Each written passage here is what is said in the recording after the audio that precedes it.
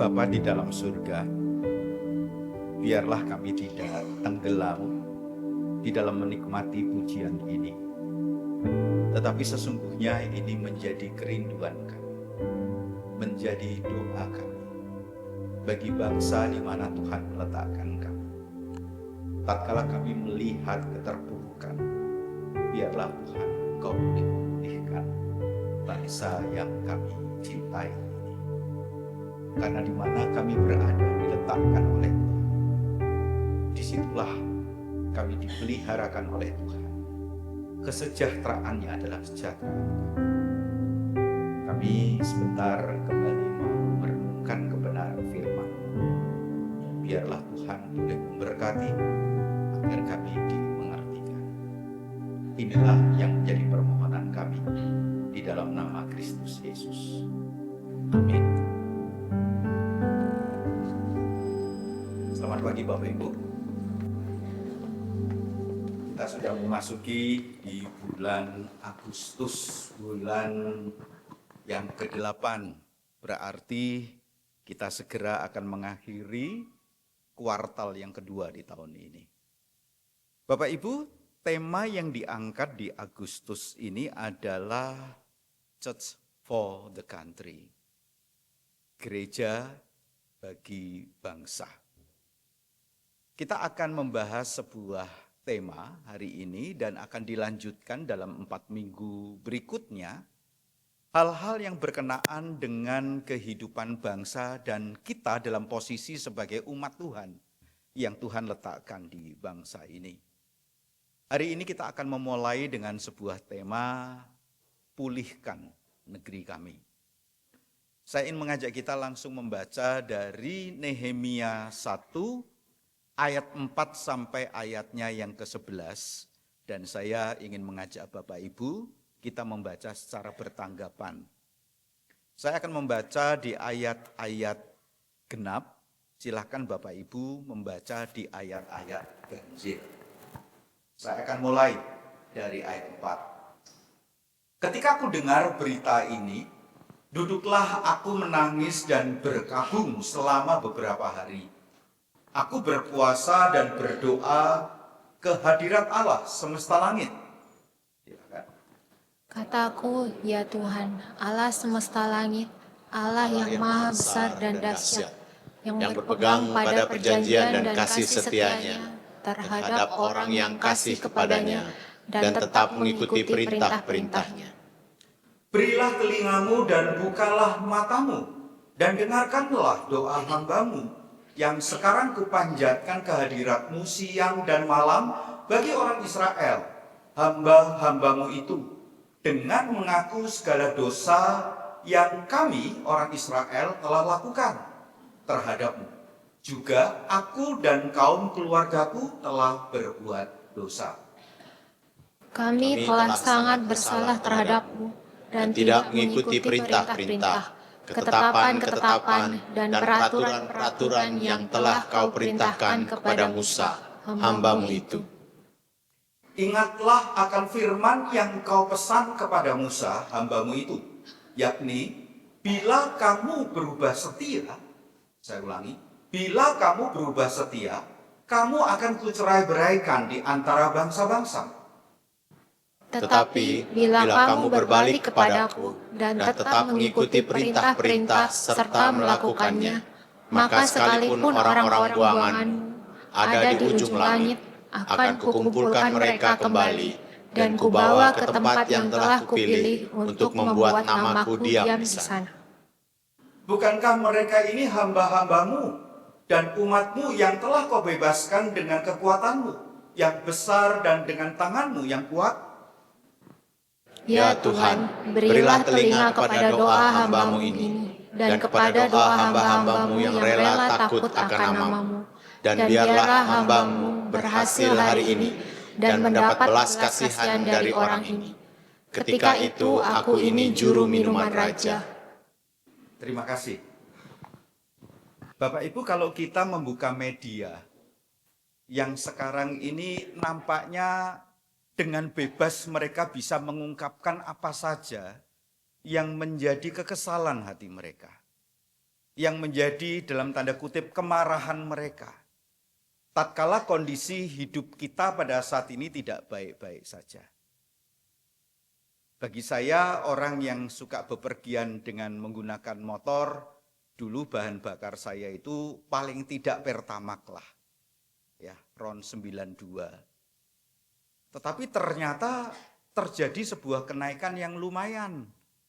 Ya. Apalagi kemudian yang menggunakan yang di atasnya. Begitu. Sehingga itu sedikit banyak memberikan sebuah pengaruh. Bukan saja buat saya. Pom bensin yang dekat Pastori itu enggak ngantri, saudara. Selalu ngantri. Baik yang urusannya dengan Pertamax, yang urusannya Pertalite itu selalu ngantri. Belum lagi kemudian ada kabar-kabar yang kita terima bahwa tatkala kemudian Pertalite itu digunakan, itu informasi katanya di sekitar Jawa Timur. Sekian banyak motor itu kemudian macet. Gitu ya. Karena kandungan yang ada di dalam Pertalite itu nampaknya ada kandungan yang berbeda begitu. Nah, Bapak Ibu, tentu saja hal ini buat kita yang kerja menggunakan kendaraan seperti itu, belum lagi kemudian harus servis kendaraan dan sebagainya, itu pengeluaran-pengeluaran ekstra, Bapak Ibu. Intinya, kehidupan kita ini sesungguhnya tidak baik-baik saja. Kalau kita mencoba untuk membuka media-media itu, apa saja sekarang yang nampaknya itu sulit untuk didapatkan. Sehingga harga-harga itu kemudian mulai melonjak. Dibilang perekonomian itu sedang nggak oke, sedang nggak baik-baik saja. Tapi kemarin siang menjelang sore saya itu nonton satu YouTube, Bapak Ibu, yang memberikan sebuah tinjauan, emangnya benar perekonomian kita itu kurang oke begitu ya. Lalu dia mengatakan kita bisa bohong sama orang lain, tetapi kita nggak bisa bohong dengan keranjang belanja kita. Lalu dia mencoba untuk menampilkan data orang Indonesia ini belanja online, yaitu kalau dilihat, wah itu jumlahnya luar biasa. Ya, luar biasa. Apalagi bulan kemarin kita bicara FOMO. Ya kan, bicara FOMO. Kalau kita nggak memiliki sesuatu yang dimiliki oleh teman kita, rasanya kita ini nggak modern. Akhirnya kita belanja. Tetapi seperti lebih besar pasak daripada tiang. Yang kondisi itu tidak memudahkan kita. Ada sesuatu yang kita dapatkan secara sosial, tapi ada sesuatu yang membuat kita itu mengalami pergumulan yang baru. Teman-teman, itu yang dikatakan oleh media. Tetapi ada beberapa hal yang menjadi masukan-masukan yang cukup menarik. Tadi sempat saya share di ruang guru, begitu ya. Salah satu yang disampaikan, kita tidak sedang mendowngrade, tetapi coba kita melakukan downtrade. Menarik kan? Kita tidak sedang mendowngrade, tetapi kita downtrade.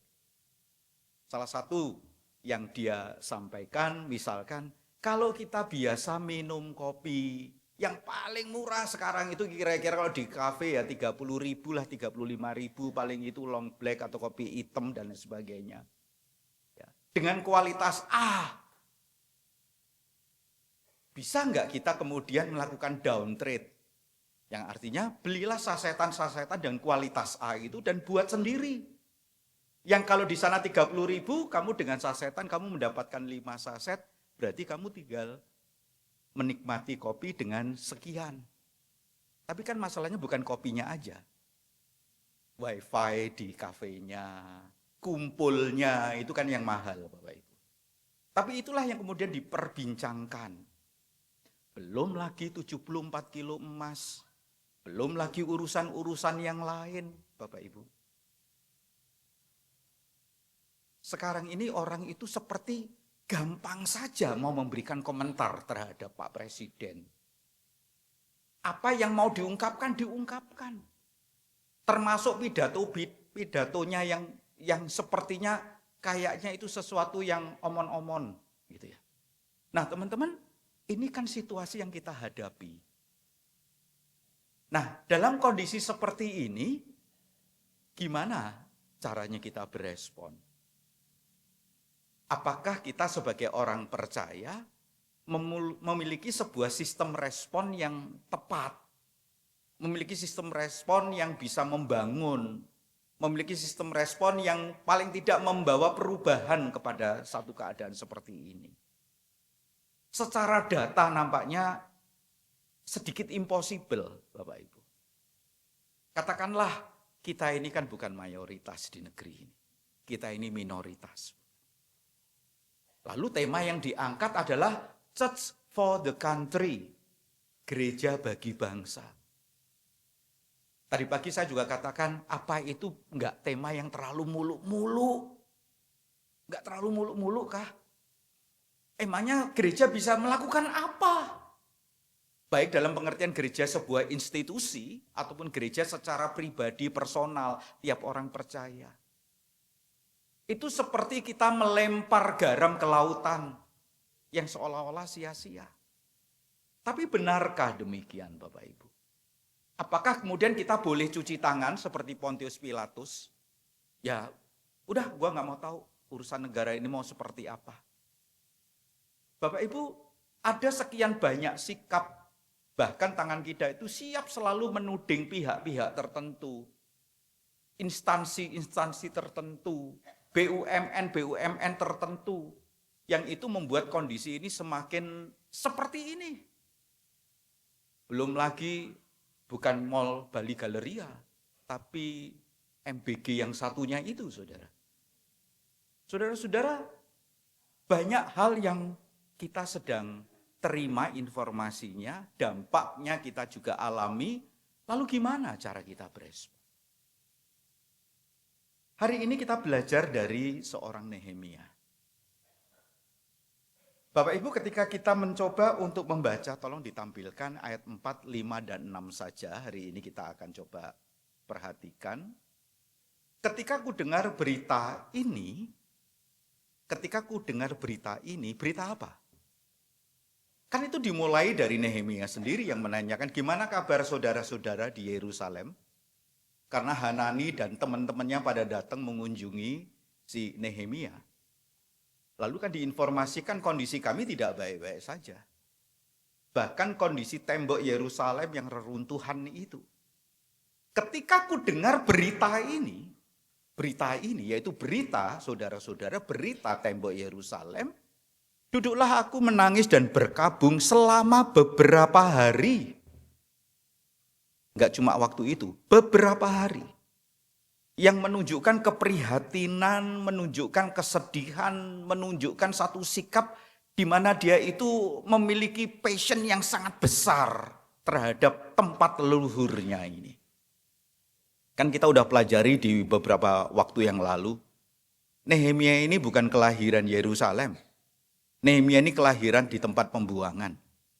Tetapi dia memiliki sebuah concern yang sangat luar biasa dengan tanah leluhur, yaitu Yerusalem, katakan demikian. Ketika ku dengar berita ini, duduklah aku menangis dan berkabung selama beberapa hari. Aku berpuasa dan berdoa ke hadirat Allah semesta langit. Hal pertama yang bagi saya sangat menarik adalah satu tafsiran yang mengatakan Nehemia tidak melihat informasi itu perkara kehancuran tembok. Bukan pada perkara kekurang sejahteraan saudara-saudara yang ada di Yerusalem. Atau permasalahan-permasalahan sosial yang terjadi buat orang-orang Yahudi remnant yang tertinggal yang ada di Yerusalem. Bukan itu problem utamanya. Tapi kalau kita terus melihat bacaan ini, kemudian di ayat 5 dia mulai berdoa, saudara kita mengetahui apa yang menjadi permasalahan paling mendasar yang dihadapi oleh Israel, oleh Yerusalem. Permasalahannya adalah keberdosaan. Permasalahannya adalah mereka meninggalkan Tuhan. Permasalahannya tidak memiliki hati yang takut akan Tuhan. Yerusalem yang hancur itu hanyalah sebuah akibat. Mari kita lihat di dalam bagian ayat yang kelima. Ya Tuhan, Allah semesta langit, Allah yang maha besar dan dahsyat yang berpegang pada perjanjian dan kasih setianya. Ini yang saya mau ambil. Yang berpegang pada perjanjian dan kasih setianya. Saya mau angkat satu istilah yaitu perjanjian. Perjanjian ini bukan janji. Saya bilang sama Pak Gunarto, Gun, nanti habis KU kita ke Pandai Egi ya, kita makan di sana. Ya, ini saya ngajak, saya janji. Lalu kemudian saya ngobrol-ngobrol, terus Pak Gunarto bilang, Pak, jadi enggak ke Pandai Egi? Gitu. Waduh iya ya, saya janji. Oke, yuk kita berangkat, naik motor aja ya. Misalkan begitu. Ya, ini ada yang mau ikut. Saudara-saudara, kata perjanjian ini dalam pengertian covenant. Dalam perjanjian dua pihak memainkan peranannya. Tuhan melakukan apa yang menjadi bagiannya, umat melakukan apa yang menjadi bagiannya. Sehingga kita menemukan ada ayat lain, jikalau kamu berubah setia, maka akan kucerai-beraikan. Sehingga ketika kita melihat dari kacamata sebuah covenant, kalau Israel tidak setia kepada Tuhan, berubah setia, maka Allah mencerai-beraikannya, Allah membiarkan untuk ditawan, masuk Babel, kemudian ditangani oleh Asyur dan lain sebagainya. Itu bukan Allah yang jahat. Mudah-mudahan kita bisa melihat, itu Allah yang setia kepada perjanjiannya. Karena apa? Kamu tidak melakukan bagianmu, maka kamu harus menerima apa yang menjadi bagianmu ketika kamu tidak melakukannya. Bapak Ibu, doa itu dipanjatkan kepada Tuhan yang berpegang pada perjanjian dan kasih setianya. Acap kali kekristenan sekarang lebih mengumbar kasih setia Tuhan. Tuhan itu kasih setianya luar biasa. Tuhan itu setia dan sebagainya. Tetapi kemudian kita itu tidak pernah diekspos bagaimana kita melakukan kewajiban tanggung jawab kita, bagian kita yang harus kita kerjakan. Bapak Ibu, ini kan yang sedang terjadi kepada Israel, kepada Yerusalem. Sehingga tatkala mereka mengalami sebuah keruntuhan yang begitu luar biasa, Nehemia melihat problemnya bukan karena bangunan sudah tua. Problemnya karena mereka berubah kasih setia, mereka meninggalkan Tuhan, mereka berdosa di hadapan Tuhan. Maka di dalam doanya dikatakan demikian, terhadap orang yang kasih kepadanya dan tetap mengikuti perintah-perintahnya. Iya, buat mereka yang tetap setia. Tetapi buat mereka yang meninggalkan Tuhan, kita bisa menemukan di ayat lain. Bapak Ibu, ini problem yang dihadapi oleh Nehemia merespon kepada kondisi Yerusalem atau kepada Israel. Ketika kita mencoba melihat dari bagian ini, yuk langsung kita refleksikan. Kita dan Indonesia di mana kita diletakkan oleh Tuhan. Indonesia ini kira-kira apakah kasus-kasus yang ada itu hanya semata-mata karena kesalahan sistem, tidak ada kontrol, atau sebetulnya ada problem yang lebih besar? Keberdosaan. Tidak takut akan Tuhan. Setiap acara selalu ada doanya. Tetapi tetap hati yang takut akan Tuhan itu seolah-olah tidak menjadi bagian yang kelihatan di dalam penyelenggaraan bangsa ini. Bapak Ibu, Matius 13 ayat 1 itu dikatakan, nggak ada pemerintahan yang nggak dari Tuhan. Kalau itu langsung kita terjemahkan, berarti yang sekarang ada di negeri kita itu datangnya dari Tuhan. Tuhan salah desain ini jangan-jangan. Tuhan salah memilih ini. Saudara, nanti kita akan membaca di dalam pengakuan iman Westminster. Itu diucapkan atau dikatakan bahwa pemerintah itu adalah wakilnya Tuhan.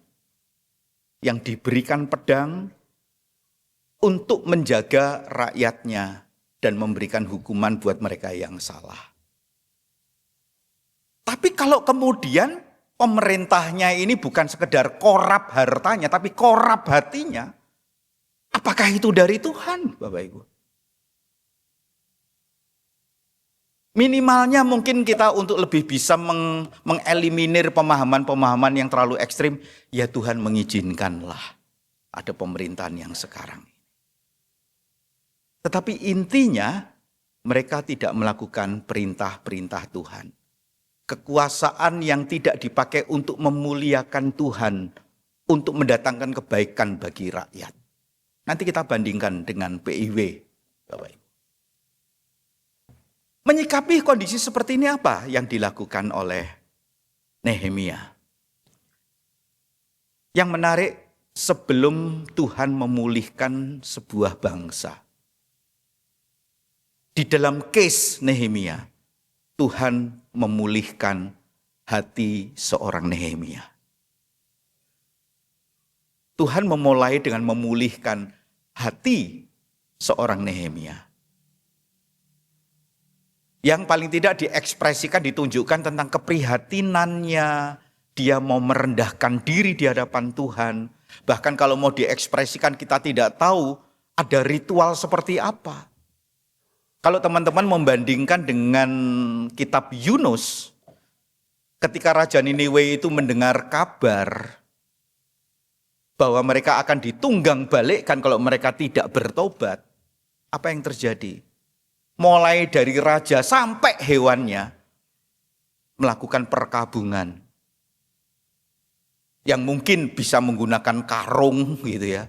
Lalu abu ditaruh di atas kepalanya. Yang mengekspresikan mereka benar-benar tersungkur mau merendahkan diri di hadapan Tuhan. Apakah Nehemia melakukan hal itu? Kita nggak tahu. Informasi itu tidak kita dapatkan di dalam kitab ini. Tetapi Tuhan memulai dari membangun hati seorang Nehemia yang memiliki sebuah kepedulian, memiliki sebuah kerinduan. Dia bukan orang yang memang asli lahir di sono, tetapi hatinya itu luar biasa. Kita lanjut ke ayat 6. Di ayat 6 kita akan melihat kelanjutan dari doa Nehemia. Nehemia 1 ayat 6, tolong ditampilkan. Berilah telingamu dan bukalah matamu dan dengarlah doa hambamu yang sekarang kupanjatkan kehadiratmu siang dan malam bagi orang Israel. Hamba-hambamu itu dengan mengaku segala dosa yang kami orang Israel telah lakukan. Bapak Ibu, mari kita melihat perkataan kami tadi. Ini kan doa yang disampaikan oleh Nehemia. Yang menuliskan draft untuk khotbah hari ini itu mahasiswa praktek yang udah pulang. Gitu ya. Nah, salah satu bagian yang cukup menarik ketika mulai diekspos bagian dari kami. Yang dikatakan pendoa syafaat itu sebetulnya bukan sekedar berdoa bagi orang lain. Tetapi juga menyadarkan siapakah diri kita di dalam sebuah situasi kondisi yang terkait dengan orang lain. Ketika dibahas tentang segala dosa yang kami orang Israel telah lakukan, enak saja sebetulnya kalau Nehemia itu tinggal menuding raja-raja di masa lalu, nenek moyang kami yang tidak taat. Artinya apa? Tudingan-tudingan itu kepada mereka, kesalahan itu kepada mereka. Tetapi dalam bagian ayat 6 ini, Nehemia meletakkan dirinya menjadi bagian dari bangsa itu. Kami ini bangsa yang berdosa. Lanjutkan, bagian terakhir ayat 6. Bahkan saya pun berdosa. Keluarga pun berdosa. Juga aku dan kaum keluargaku telah berbuat dosa. Artinya menjadi bagian dari sebuah bangsa yang tidak memperkenankan hati Tuhan. Dan ketika dia minta supaya Tuhan ampuni, bukan cuma ampuni bangsa ini, ampuni saya. Ampuni kerabat keluarga saya. karena kami pun telah berkontribusi untuk melakukan kesalahan. Bapak Ibu, ini kalau mau dijabarkan dalam hidup sehari-hari mungkin banyak sekali Bapak Ibu yang kita bisa dapatkan. Mulai dari hal-hal yang sederhana. Tadi pagi mau berangkat ke gereja. Di perempatan lapangan Buyung, itu kan ada traffic light. Lalu ya biasa, yang arah Gunung Agung ini kan hampir bersamaan, bukan bersamaan, hampir bersamaan.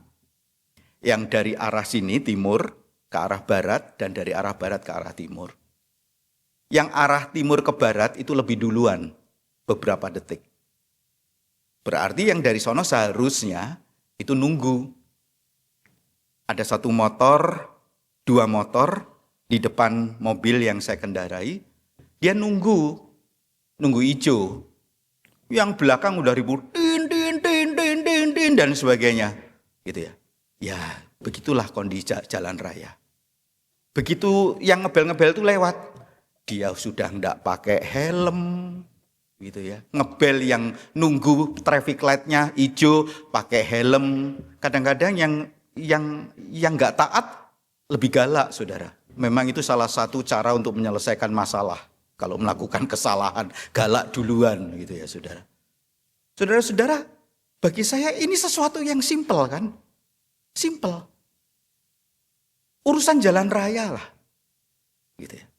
Tapi untuk urusan bisnis, untuk urusan-urusan lain kepemerintahan, kadang-kadang kita membiarkan kepada budaya-budaya yang nggak benar gitu ya. Tapi karena cara berpikir kita itu sangat pragmatis, yang penting jalan, yang penting lolos, ya itu terjadi. Sedikit banyak kita berkontribusi membiarkan kesalahan itu terjadi sebetulnya. Sedikit banyak kita itu bahkan kemudian mulai menawarkan sesuatu asalkan saya mendapatkan shortcut-nya. Bapak Ibu, kalau kita mencoba menjabarkan ayat 6 bagian terakhir ini, aku dan keluargaku itu ambil kesalahan. Seharusnya disadari bahwa kesalahan yang berjamaah ini menjadi subur karena ada kesalahan-kesalahan yang secara personal yang dilakukan. Bapak Ibu, tetapi intinya kita akan melihat bahwa kondisi bangsa Israel sampai kemudian Tuhan memberikan konsekuensinya. Ditawan ke Babel, Babel dikalahkan oleh Asyur, dan ceritanya Nehemia ini zamannya Asyur.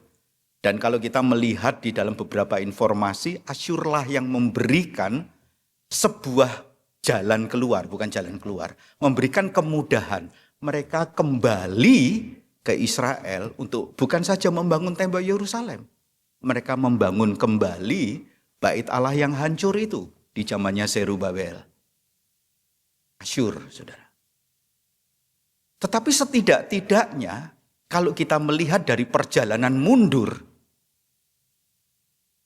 pemerintah atau pemimpin satu bangsa itu memberikan dampak terhadap kehidupan bangsa itu sendiri.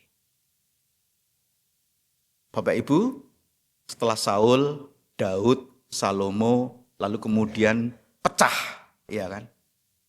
Lalu kita bisa membaca kisah-kisah itu di dalam 1-2 Raja-Raja, kita bisa membaca dalam 1-2 Tawarikh, yang kisahnya kurang lebih sama. Yang diceritakan raja ini takut akan Tuhan, lalu anaknya tidak takut akan Tuhan, lalu anaknya tidak takut akan Tuhan, kembali takut akan Tuhan. Yang selang-seling, Israel, Yehuda itu dipimpin oleh raja yang selang-seling. Ada yang takut akan Tuhan, ada yang tidak takut akan Tuhan. Ada yang mengandalkan Tuhan. Tapi ada juga yang mengandalkan negeri-negeri adik kuasa di zamannya. Saudara-saudara, nampaknya posisi pemimpin ini memberikan pengaruh terhadap bangsa itu sendiri. Bangsa itu hancur ketika dipimpin oleh mereka yang tidak takut akan Tuhan. Mereka akan dipulihkan ketika kemudian dipimpin oleh yang takut akan Tuhan. Ketika kemudian dibongkar lagi, ditemukan kitab yang udah terlalu lama nggak pernah dibaca. Ketika dibacakan, mereka semuanya berdiri. Ketika dibacakan, mereka semuanya nangis dan bertobat. Saudara, pemerintahan bersih atau tidaknya memberikan pengaruh kepada bangsa itu sendiri. Itu yang dicatatkan Alkitab. Bapak Ibu, kita melihat di hakim-hakim. Itu lingkaran setan yang terjadi begitu luar biasa. Mereka meninggalkan Tuhan, Tuhan diizinkan sebuah masalah dialami. Lalu kemudian mereka berteriak minta tolong, muncul satu hakim, memulihkan keadaan mereka. Lalu mereka terlena, mereka jatuh lagi, Tuhan menghukum lagi dan seterusnya. Lingkaran setan. Kapan itu terjadi? Setelah mereka memasuki negeri Kanaan. Negeri yang berlimpah susu dan madunya dan kalian itu tidak pernah mengupayakan, itu yang dikatakan oleh Tuhan. Negeri kan sudah makmur, harusnya kan enak toh hidup. Tapi enggak, mereka masuk di dalam sebuah lingkaran yang mulai meninggalkan Tuhan. Bapak Ibu, inilah yang dilakukan oleh Nehemia. Nehemia, dia menjadi pendoa syafaat bagi bangsanya. Menempatkan dirinya dan keluarganya menjadi bagian dari orang-orang yang membutuhkan pengampunan dari Tuhan. Bapak Ibu, kalau kita refleksikan dengan Indonesia ini, apakah hal ini mudah Bapak Ibu? Sejujurnya enggak mudah. Bulan Agustus ini, walaupun tema-temanya itu terkait dengan bangsa, tetapi sesungguhnya setiap minggu yang kita itu selalu ditantang apa? Doakan. Doakan. Doakan pemimpinmu. Pemimpin brengsek masa didoain Pak, dikutuk aja lebih enak. Gitu loh. Mungkin kita akan mengatakan demikian. Tadi saya ceritakan pengalaman saya diajak bicara sama jemaat. Di gedung lama, gedung ini kan tahun 2005 ini baru selesai kita gunakan. 2004 itu kan dibongkar lalu digali sehingga jadi basement. Jadi di gedung lama. Setelah ibadah, doa selesai, kemudian doa berkat, kita selesai salaman kan. Lalu ada jemaat yang nungguin saya. Lalu dia bilang, Pak, apa pantas dalam doa syafaat mendoakan para pemimpin? Loh, pemimpin-pemimpinnya seperti itu kok didoakan. Bahkan Pak Jadi meminta berkat bagi para pemimpin. Loh, mereka sudah korupsi sekian banyak kok. Berkat-berkat dalam pengertian duniawi mereka udah dapat. Kok sekarang diminta didoakan berkat lagi? Berkat kan tidak harus materi. Berkat kan hati yang takut akan Tuhan itu kan berkat. Itu kan. Yang artinya tidak ada sebuah kerelaan untuk mendoakan pemerintah kalau pemerintahnya seperti ini. Tetapi apakah itu boleh di-excuse? Boleh ditawar? Enggak deh, pemerintah aku enggak mau doain. Bapak Ibu itu sesungguhnya berpulang kepada setiap kita. Tetapi paling tidak kita bisa melihat dari apa yang dilakukan Nehemia. Paling tidak kita bisa melihat apa yang akan diungkapkan oleh Yeremia itu minggu depan. Ketika Yeremia kemudian menuliskan, usahakanlah kesejahteraan ke kota di mana aku tempatkan engkau. Begitu ya. Berdoalah bagi kota itu karena kesejahteraannya adalah kesejahteraanmu. Kalau kita melihat ini adalah bagian dari perintah Tuhan, maka sebetulnya nggak ada excuse. Ya kita tetap harus doakan. Paulus nanti di dalam salah satu suratnya dikatakan, doakan pemimpin-pemimpinmu. Bapak Ibu, kita menyadari kita hidup di dalam sebuah bangsa yang sedang terpuruk. Bukan saja ekonominya, tapi mungkin moralnya. Tapi yang jauh lebih mendasar adalah hati yang takut akan Tuhannya ini. Mari kita melihat kondisi ini disadari oleh Nehemia. kondisi yang serupa disadari juga oleh Yesaya. Ketika Yesaya melihat kekudusan Tuhan dalam satu vision, lalu dia mengatakan, celakalah aku, orang yang najis bibir, yang hidup di tengah-tengah bangsa yang najis bibir. Artinya ada kesadaran bahwa bangsa itu memberikan pengaruh terhadap kehidupan kita juga akan memberikan pengaruh dalam kehidupan berbangsa ini. Bapak Ibu, inilah yang menjadi hal yang diutarakan oleh Nehemia. Dan hari ini tema kita adalah pulihkan. Pulihkan negeri kami ini.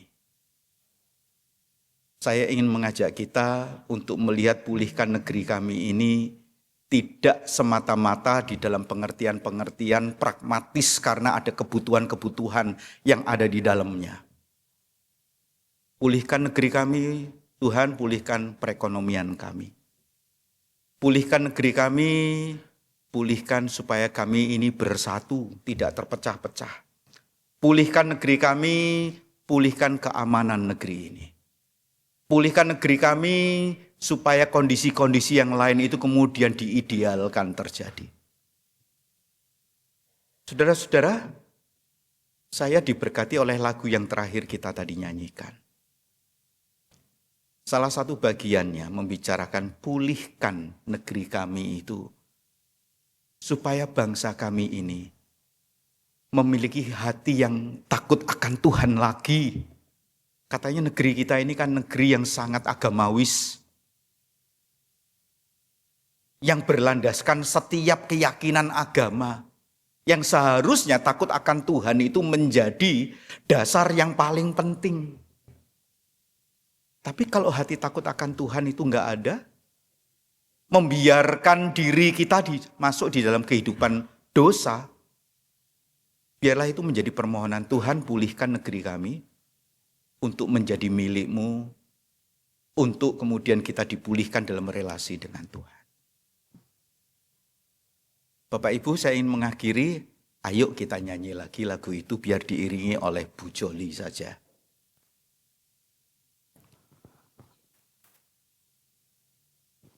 Kami umat-Mu rendahkan diri, sujud dan berdoa.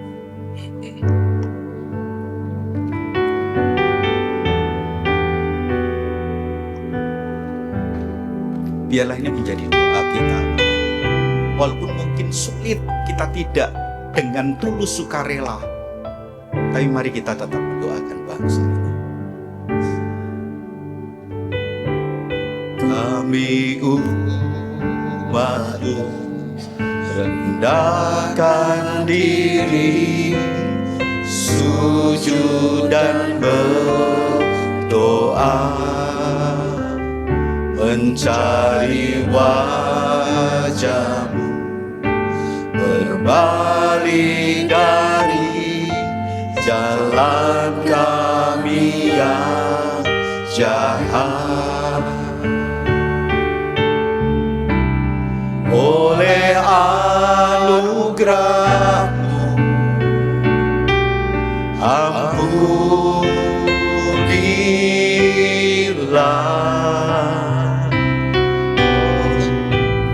Oleh anugerah-Mu, pulihkanlah Tuhan, pulihkan Bapa, pulihkan,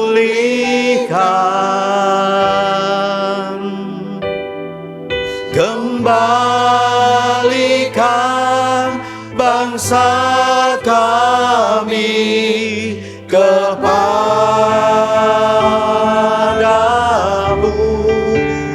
Bapa, pulihkan, ampunilah bangsa kami, dan pulihkan kembali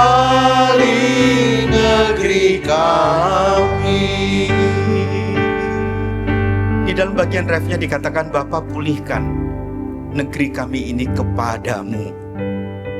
Bukan sekedar dalam dekapan, tetapi biarlah Tuhan menganugerahkan hati yang takut untuk menjadi milik Tuhan.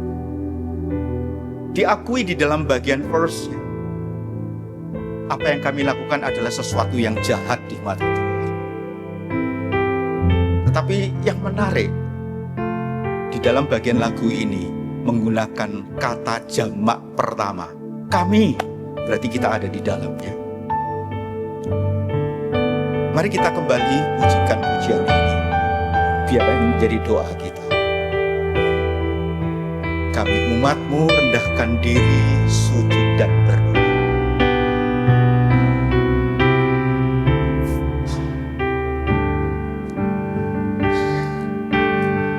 Bersama-sama.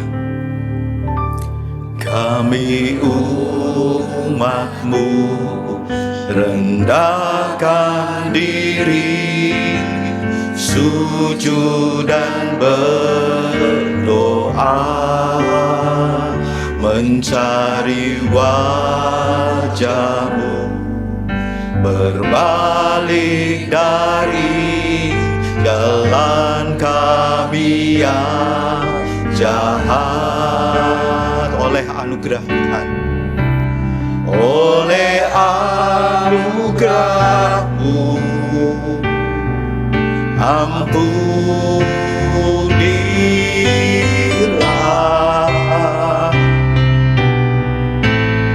Oleh anugerah-Mu,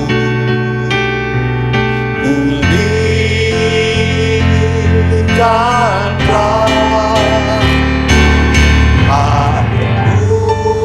Pulihkan Bapa, pulihkan.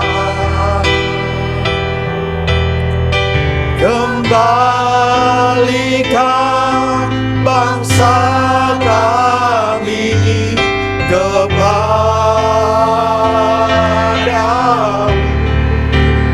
Bapa, pulihkan, ampunilah bangsa kami, dan pulihkan kembali negeri kami. Musik tetap dimainkan. Saya ingin menantang Bapak Ibu sebagai bagian dari bangsa ini. Entah di dalam kemarahan kita, kekecewaan kita, kita merasa sebagai pihak yang dirugikan. Kita sudah mengeluarkan sekian banyak rupiah untuk meladeni ketidakadilan yang ada di negeri ini. Hari ini saya ingin mengajak, doakan bangsa ini. Akuilah segala kesalahan, keberdosaan, bahkan kita mungkin ada di dalamnya. Kita ada di dalamnya. Karena tidak ada keberdosaan yang membawa damai sejahtera. Keberdosaan dan hati yang tidak takut akan Tuhan yang membawa kepada sebuah kehancuran. Mari kita minta belas kasihan Tuhan untuk boleh memulihkan bangsa kita ini, Bapak Ibu.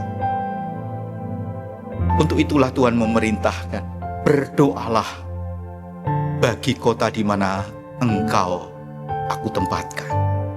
Karena kesejahteraannya adalah kesejahteraan. Mari kita doakan. Apapun yang menjadi beban kita, pemimpinnya, sistemnya, satu instansi, atau hal-hal yang lain, biarlah Roh Kudus boleh menolong setiap kita mengarahkan, kita mau berdoa untuk apa. Ambillah waktu teduh barang 30 detik, berdoa secara silent, tetap diiringi oleh permainan pianonya. Mari kita mengambil waktu untuk berdoa secara pribadi.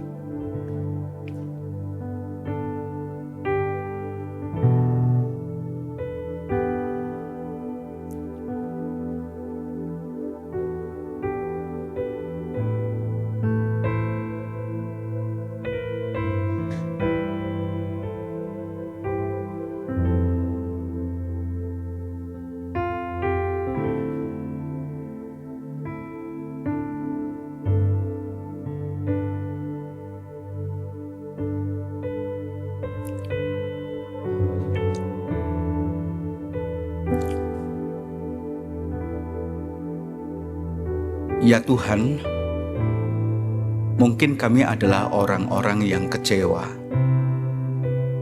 ketika kami memasuki masa pemilihan umum yang lalu. Kami ini begitu bersemangat memperjuangkan agar pemerintahan yang sekarang itu terpilih, ya Tuhan.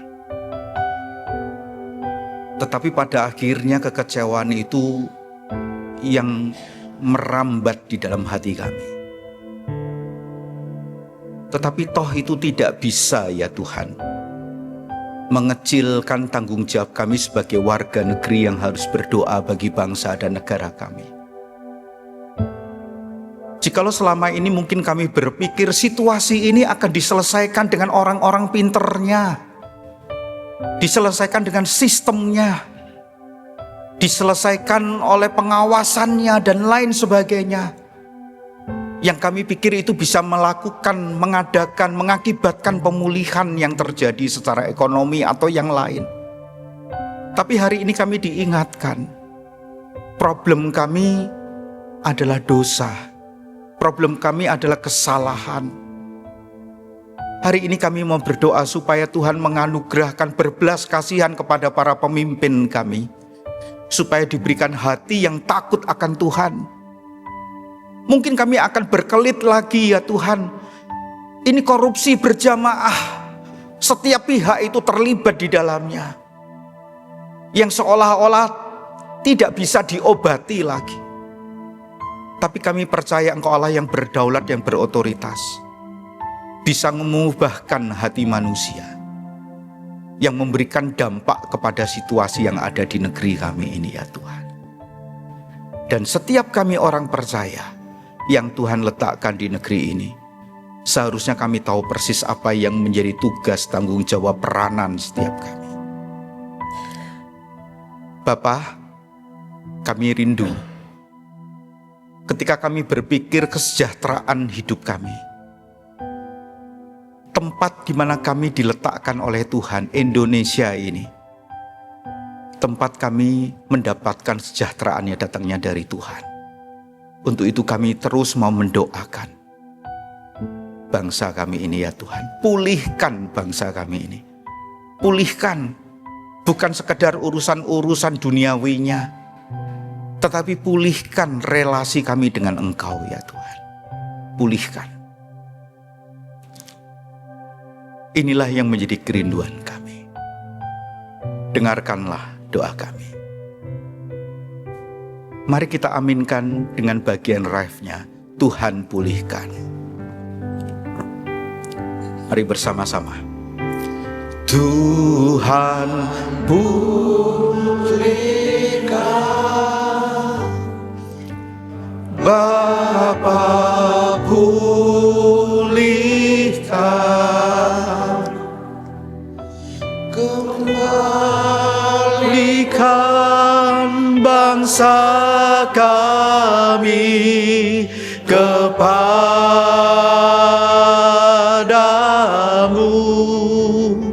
Bapa pulihkan, ampunilah bangsa kami, dan pulihkan kembali negeri kami.